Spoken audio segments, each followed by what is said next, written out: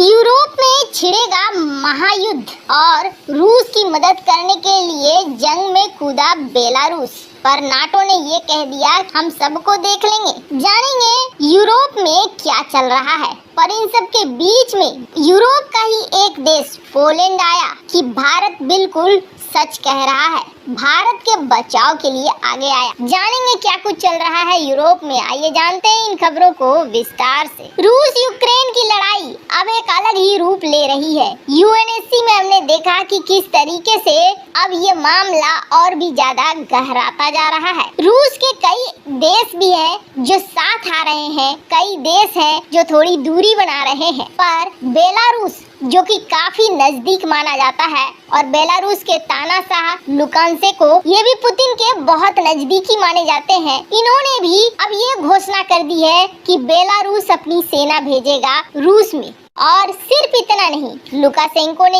ये भी बात कह दी है कि बेलारूस रूस को अपने देश में बैरक बनाने, अभियान छेड़ने के लिए अपनी जमीन का इस्तेमाल करने भी देगा। अब रूस के साथ बेलारूस की कितनी सेनाएं तैनात रहेंगी ये तो अभी तक तय नहीं है, पर बेलारूस के राष्ट्रपति लुकाशेंको ने जैसे ही ये बयान दिया है वैसे ही नाटो भड़क गया है। नाटो ने ये कहा है कि वो इसके लिए तैयार है। नाटो महासचिव स्टोलनबर्ग ने कहा है यूक्रेन की मदद से पीछे नहीं हटेंगे। दरअसल बेलारूस की सीमा नाटो से जुड़े 3 सदस्य देशों लातविया, लिथुआनिया और पोलैंड की सीमा से लगती है। अब जबकि बेलारूस रूस का खुलकर समर्थन करने आ गया है, नाटो को डर लग रहा है कि अब तो समय आ गया जब आपको दिखाना होगा कि हाँ, हमने लातविया, लिथुआनिया और पोलैंड को यूं ही नहीं मिला लिया था सिर्फ रूस को टारगेट करने के लिए। अब हम इसे बचाएंगे, क्योंकि यहाँ पर आर्टिकल 5 हो जाता है एक्टिव। अगर इन देशों को नहीं बचाता है तो मुश्किल हो जाएगी। इसके अलावा बेलारूस यूक्रेन के साथ 1000 किलोमीटर से भी अधिक की सीमा साझा करता है। रूसी सेना अगर बेलारूस में सैन्य अड्डा या बैरक बनाती है तो यूक्रेन के लिए ये बहुत ज्यादा खतरनाक होने वाला है। और असर देखिए, ऐसा हुआ है कि बेलारूस ने जैसे ही ये घोषणा की है वैसे ही पोलैंड ने अपने नागरिकों को बेलारूस छोड़ने का आदेश दे दिया है। पोलैंड ने कहा है कि पोलिश नागरिकों को फौरन बेलारूस छोड़ देना चाहिए, क्योंकि यूक्रेन के जंग के कारण अब हमारे रिश्ते तनावपूर्ण हो गए हैं। सरकार ने बकायदा एडवाइजरी जारी करते हुए वेबसाइट पर लिखा है कि जितने भी लोग सरकारी, नागरिक, वाणिज्यिक, निजी जो भी है सब कुछ छोड़कर वहां से निकलिए। पोलैंड और बेलारूस के बीच वैसे भी 2021 से रिश्ते बिगड़े हुए थे, लेकिन ये रिश्ते थे प्रवासी संकट के बारे में। और जहां तक पुतिन और लुकाशेंको की बात है, 1994 से ही जब से राष्ट्रपति की कुर्सी में बैठे हैं अलेक्जेंडर लुकाशेंको, उन्हें पुतिन का बेहद करीबी माना जाता है। रूस और बेलारूस के बीच मजबूत आर्थिक संबंध भी है, दोनों में व्यापार भी होता है। और इसका अंदाजा आप ऐसे लगाइए, पुतिन ने बेलारूस के समर्थन में 2020 में $1.5 बिलियन का कर्जा दिया था और अब ये कर्जा चुकाने का वक्त आ गया है, क्योंकि 2020 में इन्हें बहुत विरोध का सामना करना पड़ रहा था। बेलारूस में दंगे तक भड़क उठे थे और ऐसे में उन्हें मदद पहुंचाई थी पुतिन ने। और अब बारी है कि पुतिन को उनके कर्ज का अदायगी कर रहा है बेलारूस। पर यहाँ नाटो युद्ध के लिए बिल्कुल तैयार है और लड़ाई होकर रहेगी। वैसे इस वक्त बहुत भयानक स्थिति चल रही है। अब दुनिया के देश भारत की तरफ देख रहे हैं ये सारा बवाल करके। अभी आप देखेंगे भारत को मिल रहा है तीसरा S-400।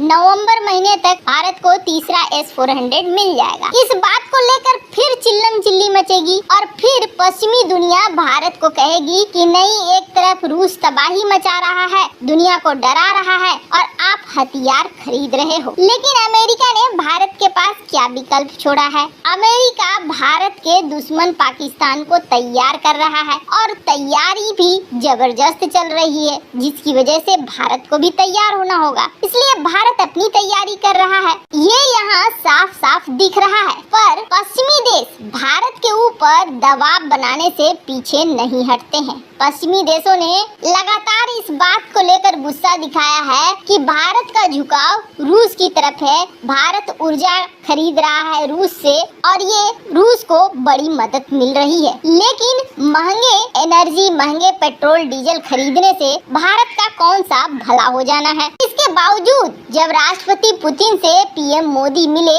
तो पीएम मोदी और राष्ट्रपति पुतिन के बीच जो मुलाकात थी वो मुलाकात पहले जैसे गर्मजोशी वाली नहीं थी। दोनों नेता अक्सर जाने जाते हैं एक दूसरे से गले मिलकर मिलने के लिए, लेकिन इस बार ऐसा कुछ नहीं हुआ। भारत ने इस चीज को नहीं दिखलाया कि हम तुम एक तरफ युद्ध कर रहे हो और हम दूसरी तरफ तुम्हें गले लगा रहे हैं। भारत ने एक नॉर्मल डिस्टेंस मेंटेन किया। इसके अलावा पीएम मोदी ने इस बात को बोला कि ये युद्ध का समय नहीं है, भारत अपने तरफ से लगातार कोशिश कर रहा है। और कल की जो मीटिंग हुई उस मीटिंग में भी भारत ने इस बात के खिलाफ वोट दिया कि नहीं, सभी को बोलने का हक है और सभी को बोलने देना चाहिए और जो मतदान होगा वो सामने दिखना चाहिए कि हाँ किस देश ने किसे वोट किया है। गुप्त मतदान नहीं होना चाहिए। एक तरह से भारत इस लड़ाई को रोकने के लिए अपने तरफ से जो भी हो सकता है वो कर रहा है। डॉक्टर एस जयशंकर ने इस बात को कहा कि हमारे ऊपर दबाव बनाया गया